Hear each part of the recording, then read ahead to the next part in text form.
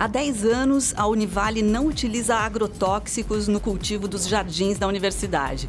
A jardinagem ecológica trabalha com os princípios da agricultura orgânica, que cuida das plantações sem a utilização de fertilizantes sintéticos e agrotóxicos. Esta prática se baseia no respeito à natureza, à saúde e na diversidade das culturas. Nós vamos conhecer um pouco melhor o trabalho que está sendo realizado no campus Itajaí, no Viva Voz de hoje, que já está no ar pela rádio e também pela TV Univale. Hoje comigo, a acadêmica de jornalismo Nicole Zanon. Oi, Nicole. Oi, Lisa, boa tarde. Boa tarde também para você que nos acompanha também pela rádio, também pela TV Univale. E lembrando sempre que você pode interagir conosco, acompanhar o nosso programa através do Instagram e também do Twitter, @VivaVozUnivale. E também você pode curtir a nossa página no Facebook, facebook.com/VivaVozUnivale. Bom, hoje nós estamos com a professora Dalva Schurk, que é engenheira agrônoma e responsável pelo setor de jardinagem e paisagismo aqui da Univale. Obrigada pela participação, professora. Boa tarde, obrigada pelo convite. Bom, professora, há 10 anos, então, que a Univale não utiliza agrotóxicos no cultivo dos jardins. E eu queria te perguntar se, por conta disso, o campus Itajaí se transformou numa espécie de laboratório para as práticas de agricultura orgânica? De uma certa forma, sim, né? Porque no início, quando nós começamos a não utilização dos venenos e não da fertilização química, e utilizando os resíduos próprios do campus, era uma forma de mostrar para as pessoas que a agricultura orgânica ela é possível em todos os níveis, na área urbana, na área rural, né? Então, a gente, de uma certa forma, é uma educação sutil, né? Que as pessoas vão percebendo no campus as nossas práticas, a gente compartilha, a gente tem os espaços para as pessoas visitarem, mas com certeza. E quem participa diretamente disso? Você orienta, coordena esses trabalhos e quem é que põe a mão na massa e na terra, vamos dizer assim? Como o setor de jardinagem e paisagismo é do setor de engenharia do campus, da manutenção do campus, nós temos uma equipe de 10 jardineiros, né, que na verdade foram treinados e hoje eles entendem bem o porquê que nós fizemos essas práticas. Legal. Certo, e hoje não é mais utilizado esses venenos, então de que forma é que essas plantas elas são cultivadas aqui dentro? Na verdade, toda a produção ela é orgânica, né? Porque no início, além de nós deixarmos de utilizar os químicos, nós começamos a fazer a coleta desses materiais orgânicos, que são a varreção do campo, são as folhas, as podas, a gente tritura os materiais. E esse material todo, nós levamos para um terreno que nós temos na Rua Uruguai, onde é também o viveiro da farmácia, e lá nós fizemos as nossas compostagens, né? No início nós fazíamos só com as folhas mesmo, sem muito outro material. Depois nós passamos a incorporar todo o material orgânico dos restaurantes, né? Então é uma ação legal que já existe toda essa participação dos restaurantes e nenhum material orgânico mais vai para as lixeiras. Nós recolhemos ele todos os dias de manhã, ele vai para o nosso espaço, o jardineiro, é um jardineiro que é responsável por isso. Certo. Ele recolhe, ele tritura, ele faz os montes, ele mexe esses montes, então ele tem uma atividade diária. Certo. E em 15 dias esse monte tá pronto já para voltar para o campus e voltar para o consumo, né? Então a gente transformou algo que era um problema, que era um lixo, né? Claro. Que ia para a lixeira, e nós tínhamos muitos vetores, na verdade, muito rato, muita barata, muita sujeira, os cães rebentavam os sacos durante a noite. Quando o pessoal da coleta passa, eles só recolhem os sacos fechados, então era aquela coisa toda de manhã cedo, varrer, limpar. E hoje isso está totalmente controlado. Então, é uma prática limpa e que, na verdade, o que a gente parte dos princípios da sustentabilidade. Era um problema que se transforma num insumo e numa solução. Fantástico. Nós não gastamos dinheiro com insumos e todo esse material volta para os nossos jardins. E eu, inclusive, levo para outros campi, porque a gente tem uma demanda e tem bastante material, né? A gente coleta bastante material no campus. Muito legal. Bom, vamos falar um pouquinho, então, da agricultura orgânica. Quais as principais diferenças da agricultura que utiliza os agrotóxicos, os sintéticos e tal, para a orgânica? São duas agriculturas totalmente diferentes, né? Na verdade, a agricultura sempre foi orgânica, né? Mas essa matriz tecnológica química que é o padrão hoje, que nós chamamos de agricultura convencional, porque ela passou a ser, ela tem 150 anos, né? Ela só tem pouco para contar da história. Pois é, e ela virou convencional, como é que pode? Exatamente por quê? Porque existe todo um marketing e todas as empresas que viram nesse espaço da química um grande mercado. E, inclusive, toda a escola de agronomia, eu venho de uma escola totalmente clássica que te ensina a usar os venenos e tu é condicionado a acreditar que sem eles tu não consegue produzir nada. E tanto que existe um grande mito, só para pequenas propriedades, só para espaços pequenos. E isso não é verdade. A agricultura orgânica se faz em pequenas, médias e gigantes propriedades. Tem uma dinâmica? Tem tecnologia? Tem. E ela também foi aprimorada, né? E quais são os principais benefícios para as pessoas que consomem alimentos orgânicos? Bom, aí são todos os benefícios do mundo, né? Porque, na verdade, o que nós comemos, na verdade, hoje, a gente não sabe o que a gente está comendo. Esse mercado tecnológico, não só o alimento da fruteira, que é totalmente envenenado, produzido de uma forma desequilibrada, ele tem muita água, tem muito poucos sais minerais, na verdade, comparado com um produto orgânico, né? Se eu for fazer uma pesagem e uma secagem de materiais, eu vou ver as diferenças. Além da carga de venenos que ele traz, porque às vezes eles, antes de colher, eles já passam. Para vocês terem uma ideia, o mamão é colhido verde, ele é embalado dentro de caminhões frigoríficos. Quando o caminhão faltam 6 ou 7 ou 12 horas para chegar no mercado, eles ligam um gás que induz um amadurecimento. Nossa. E esse material o pessoal come no café da manhã em jejum. Então, primeira carga, assim, ó. E as pessoas não têm conhecimento, não param para pensar, entende? São muitas as questões, assim, a serem consideradas. Tá, então mesmo a casca, você tirando a casca, agora fiquei abaladíssima. Não, é que os venenos, a maioria são sistêmicos, né? Eles entram para dentro da planta. Gente, então, meu mamãozinho diário, então, é perigoso. Planta ele no jardim da tua casa, Perfeito, tu vai ter certeza que ele loucura. é orgânico. E essa luta de todos nós que sempre fomos da linha orgânica foi exatamente como que eu vou produzir alimento e vou colocar um alimento envenenado na mesa do meu cliente, né? Então, são posturas e visões diferentes de mundo, né? Então, como eu trabalho com jardins, a opção, na verdade, é também ensinar pelos jardins. Tanto que a gente tem um projeto, né, que é os jardins comestíveis, que misturam as flores, as ervas, os alimentos, né? E por que assim, as pessoas até querem consumir o produto orgânico, mas às vezes deixam isso de lado pelo valor, porque que é um valor mais alto, né? Por que é um valor mais alto? Por que é tão difícil, não chega a bater o valor de um outro tipo de alimento? Primeiro porque a grande maioria cultiva de forma química. A química, tu compra um saco de adubo e tu coloca esse adubo no teu solo.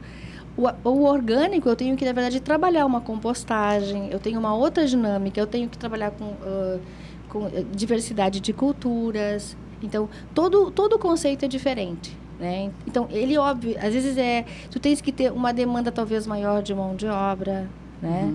Então, tem toda uma outra dinâmica, né? E por isso que ele é mais caro.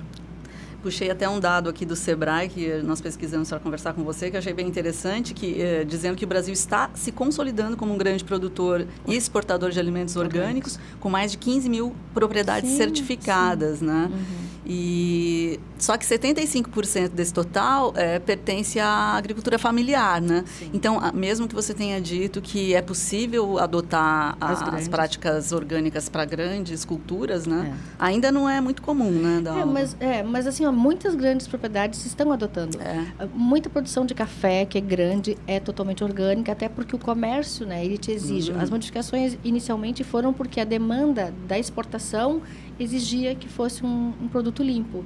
E não só limpo porque era orgânico, mas também como tu lida com o teu trabalhador, né? As condições do trabalhador. Então, várias coisas foram levadas em consideração. E isso fez com que mudasse muito no Brasil, muitas coisas. Nós, há mais de 30 anos, a gente luta por uma agricultura orgânica, mas só nos últimos 10 anos a coisa realmente começou a fazer diferença, né? E hoje, inclusive, a gente se fala muito, e eu vejo que às vezes existe uma proliferação de produtos, e eu me pergunto onde estão os produtores dessa cadeia, né? Porque a gente tem que estar bastante ligado quem está produzindo. Então, eu parto do princípio que é importante prestigiar as feiras de orgânicos, porque os produtores vão se sentir mobilizados a produzir mais, porque existe mercado, para que baixe o preço também. Na verdade, o produto orgânico não deveria ser mais caro, porque eu não compro nada na veterinária. Ele deveria ser mais. Ele é, na verdade, para produzir, mas porque eu não fico dependente do insumo químico da agropecuária. Né? Existe uma independência de insumos.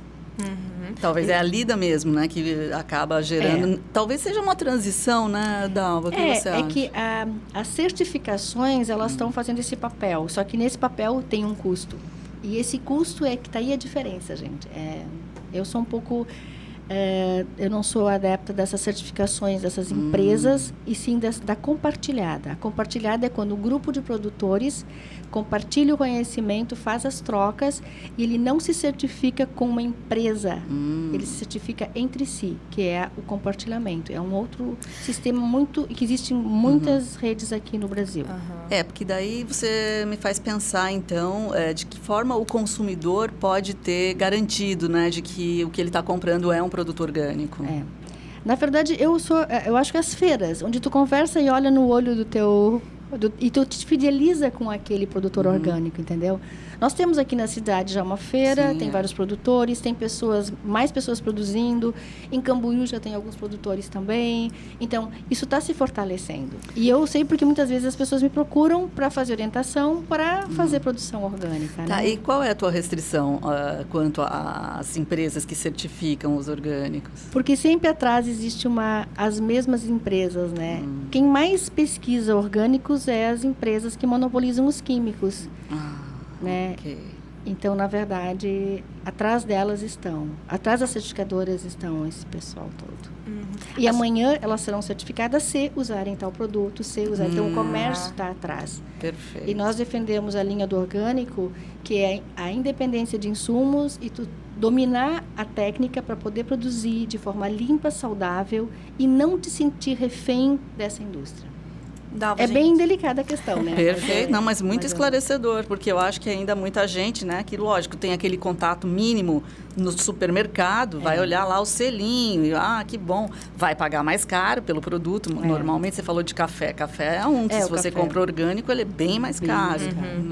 E às vezes no supermercado ocorre também que eles colocam os orgânicos junto com o hidropônico, então tu já confunde, porque a hidroponia é química, ela é absolutamente química.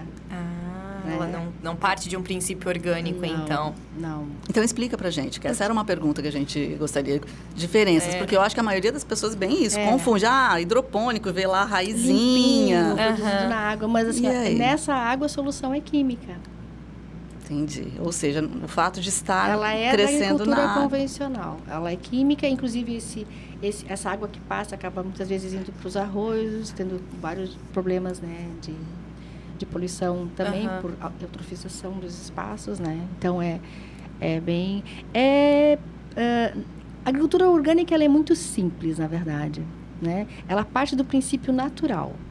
A gente copia a floresta, né? Então, o que tem a floresta? A floresta tem uma variedade de espécies. Ela tem o solo coberto com folhas e vegetação, né, que cai e que começa os processos de decomposição. Quando eu entro numa floresta, eu nunca tenho um cheiro de podre. Eu sempre tenho um cheiro saudável, adocicado de fermentação. Esse é o princípio da agricultura orgânica. Bacana. Né? O solo rico em micro-organismos que mobilizam e que decompõem esses materiais e disponibilizam esses materiais para as plantas. Né? Existe uma troca, uma simbiose constante. Uma planta não vive sozinha. O estômago da planta são os micro-organismos associados à raiz. É como nós não assimilamos o alimento sem a flora intestinal que nos ajuda, né, e leva isso para a corrente sanguínea. Então, esses são os princípios básicos que a gente tem que compreender. Quando o produtor compreende isso, ele consegue trabalhar porque ele entende a natureza. E esse conhecimento foi roubado do produtor quando entrou o químico e que muitos antigos que a gente conhece resistiam, porque era uma coisa que não tinha, né, nada a ver com...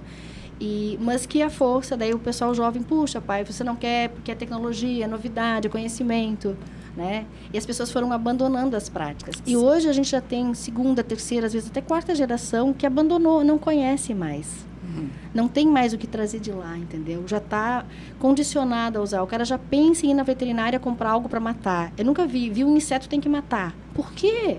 Sabe? Ótima pergunta. Mas ok, a gente faz um intervalinho, Dalva, depois você vai me explicar então por que a minha hortinha lá em casa que eu tentei fazer não deu muito certo. Dá umas dicas pra gente de uma horta orgânica. Legal. A gente já volta a conversar com a professora Dalva Schur.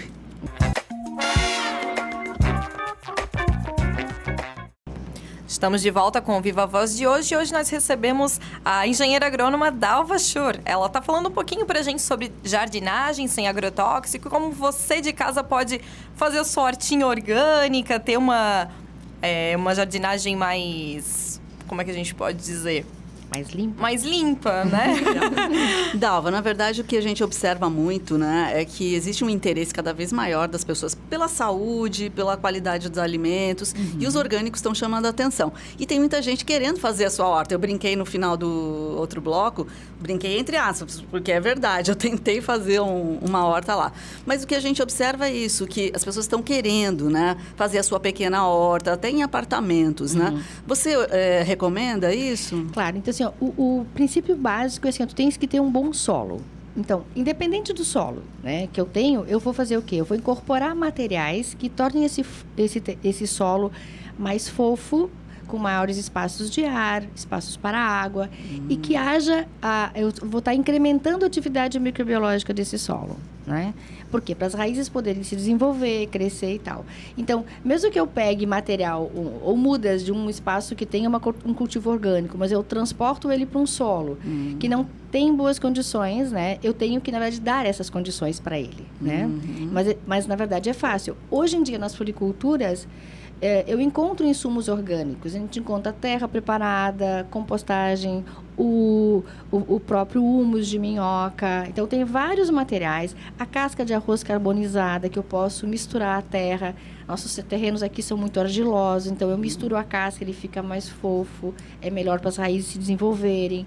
E isso eu posso aplicar na floreira, no chão, no vaso, né? Nas floreiras em apartamentos, eu tenho que ter o cuidado que qualquer coisa que seja de horta, tipo, ou temperinhos, precisa de sol, ao menos uma vez, né? Ou no turno da manhã ou no turno da tarde. Não posso querer cultivar isso dentro de casa, né? Tem que ser lá fora, na sacada. E tem que bater sol.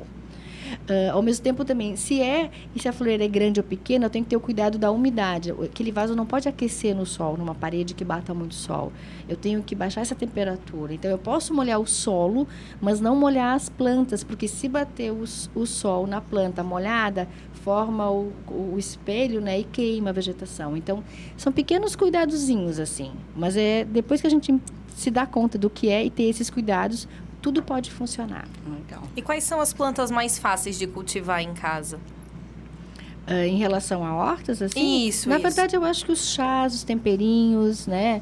A salsinha, o orégano, essas espécies, a lavanda, o alecrim, em vasos, dá para misturar com caputinas, com florzinhas de mel, né? Então, tem alface, a gente compra hoje as mudinhas também nas feiras, né? Você pode plantar, cresce numa floreira, você pode consumir, e ao menos você sabe o quê? Que está limpo, né? Que não tem nenhum tipo, tu está usando um insumo orgânico, não está usando absolutamente nada de controle de pragas, porque tu não tens praga, né? Uma coisa muito interessante que eu acho importante as pessoas entenderem é quando eu trabalho com agricultura orgânica, eu trabalho com o equilíbrio e a saúde do solo. Um solo saudável tem uma planta saudável. E essa planta, sendo saudável, os insetos não se sentem atraídos por ela. Olha.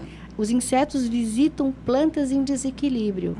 E esse princípio se chama teoria da trofobiose, desenvolvida por Charles Chaboissot, um francês, na década de 20. Uau. Só que ela nunca é ensinada nas escolas de agronomia. Mas ela é exatamente, te diz por que a química investe, e ela traz o desequilíbrio, e o desequilíbrio te induz a usar veneno, e aí tu põe mais fertilização química, tu usa mais veneno, e tu cria uma cadeia de consumo, que é o que interessa.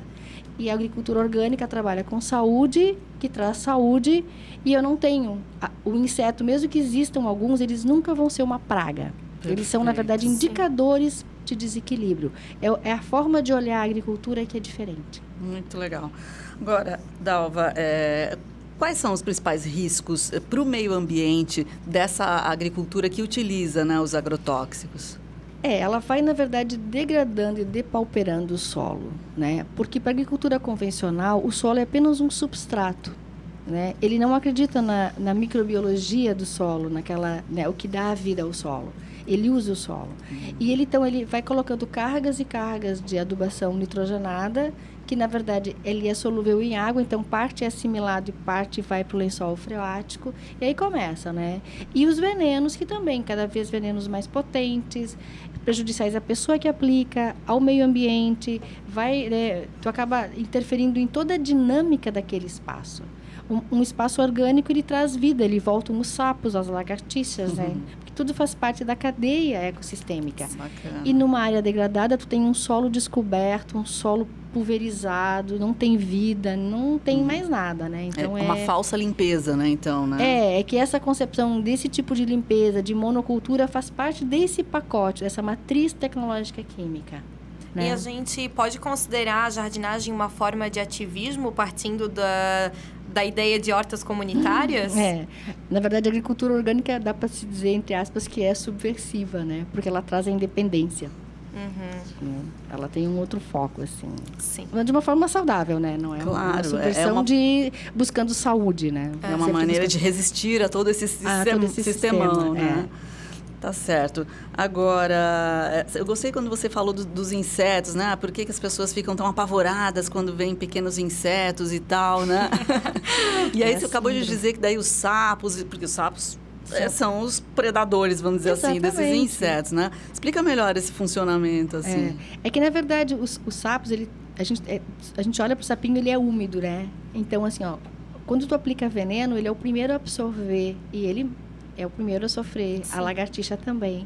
Mas eles, na verdade, eles fazem controles, eles comem larvas, eles comem pequenos insetos, eles fazem parte dessa dinâmica, né? Então, eles são importantes no jardim. As pessoas têm que deixar de ter medo desses insetos, desses nossos amigos, né? Esses pequenos amigos. Muito bom. Eles acabam, querendo ou não, auxiliando num bom... Sim, eles são indicadores que a coisa vai bem. Porque quando tem sapinhos, quando tem lagartixa, a coisa tá bem. Tá voltando saúde para o ambiente.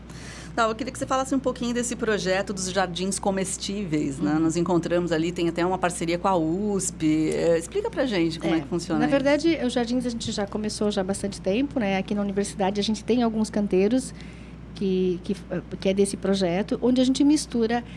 E é uma tendência contemporânea, assim, né? Em vários lugares do mundo as pessoas estão tirando os gramados para fazer jardins comestíveis.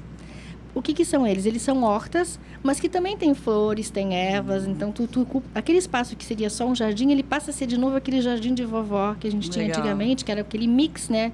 Uma grande diversidade de espécies. Tu olhava, parecia que não tinha nada. A avó entrava com uma cesta, voltava carregada. Não é que ela tirou tudo isso fora com um buquê de flor, sabe assim, vinha com tudo, né? Legal. E que isso está voltando. Porque, né, as pessoas estão querendo produzir o seu alimento. É a forma mais segura hoje de a gente poder produzir o próprio alimento. E aí a gente transformou esse projeto e a gente tem levado ele para várias cidades, para várias escolas, né? Esse projeto ele já se expandiu bastante. E a ideia é empoderar as pessoas do conhecimento da agricultura orgânica e mostrar que é possível, não é?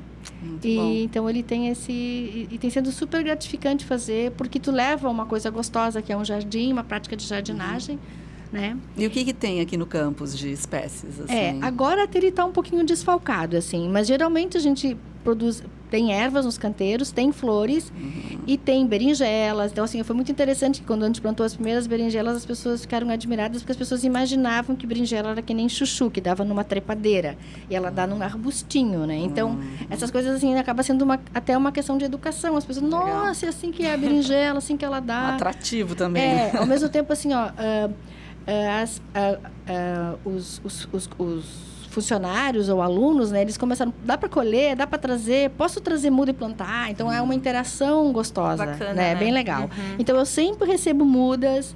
Essa semana mesmo um professor do direito me deixou 3 mudinhas de romã, que é aquela fruta para nós plantarmos nos jardins. Então a gente vai plantar, daqui uns dias vai ter as frutas. Existe sempre uma troca super gostosa. Assim. E você também falou antes pra gente sobre a compostagem, né? Sim. Para eu ter uma composteira em casa, o que é necessário? Na verdade, se tu tens os teus materiais orgânicos, seriam as tuas cascas de fruta, os restos das hortaliças, né? Tu está fazendo uma salada e sobra uma série de materiais. Tu podes fazer as composteiras caseiras, né? Mas tu tens que ter um material seco para incorporar, que é para absorver essa umidade em excesso do material, né? Porque existem 2 processos bem importantes de se colocar quando a gente faz essa formação de agricultura orgânica, que é o processo de fermentação, que é o processo que nós induzimos a nossa compostagem, é um processo fermentativo, tanto que ele tem um cheiro adocicado, né?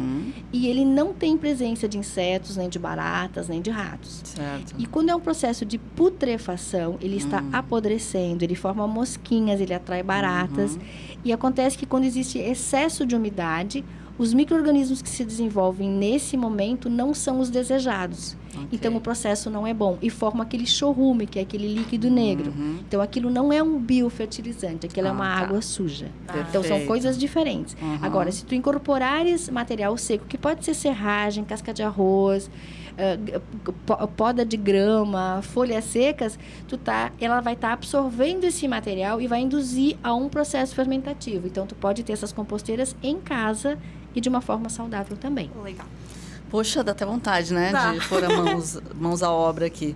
Muito bacana. Dalva, a gente quer agradecer a tua presença, então. A gente conversou com a professora Dalva Schuff, que é engenheira agrônoma, professora responsável pelo setor de jardinagem e paisagismo aqui da Univale. Obrigada pela presença. Eu agradeço a oportunidade.